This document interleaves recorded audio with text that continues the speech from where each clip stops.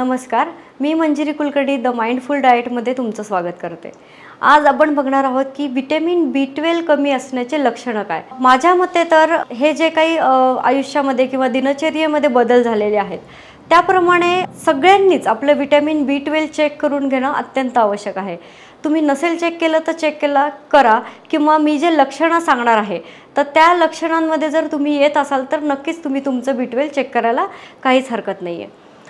तर सगळ्यात पहिलं लक्षण जे विटॅमिन B12 कमी असण्याचं येतं ते म्हणजे सतत तोंड येणं किंवा तोंडामध्ये अल्सर्स येणं, जीभ सतत सोललेली असणं किंवा खाताना कुठलीही गोष्ट म्हणजे मीठ झोंबणं किंवा पाणी पिताना गार पाणी पिताना सुद्धा जिभेला झोंबणं हे B12 कमी असण्याचं लक्षण आहे। त्यानंतर दुसरं लक्षण आहे अननेसेसरी म्हणजे विनाकारण चांगली झोप झालेली आहे, चांगला आहार घेतला आहे, व्यायाम केला आहे, त्याच्यानंतर पण जर तुम्हाला थकवा वाटत असेल तर तुमचं B12 कमी असू शकतं। त्यानंतर तिसरं जे लक्षण आहे ते म्हणजे फॉरगेटफुलनेस।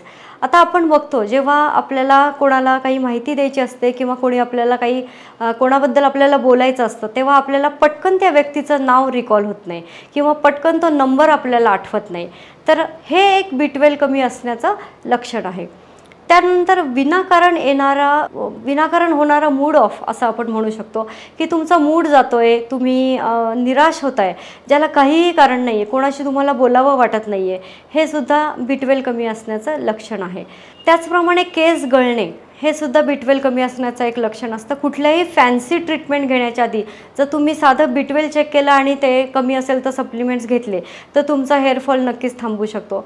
त्यानंतर इरिटेबिलिटी, छोट्या छोट्या कारणांवरनं चिडचिड होणे आणि ते झाल्यानंतर स्वतःलाच वाईट वाटणे की मी चिडायला नको होतं, तर हे सुद्धा B12 कमी असण्याचं लक्षण आहे। तुमची थॉट प्रोसेस चेंज होणं हे सुद्धा B12 कमी असण्याचं लक्षण आहे। किंवा एखाद्या गोष्टीबद्दल जर तुम्ही खूप चांगल्या पद्धतीने आधी विचार करत असाल आणि मग तुम्ही काही पण गोष्ट करण्याच्या आधी जर निगेटिव्ह थिंकिंगच सतत तुमच्या मनात येत असेल तर ते सुद्धा B12 कमी असण्याचं लक्षण आहे।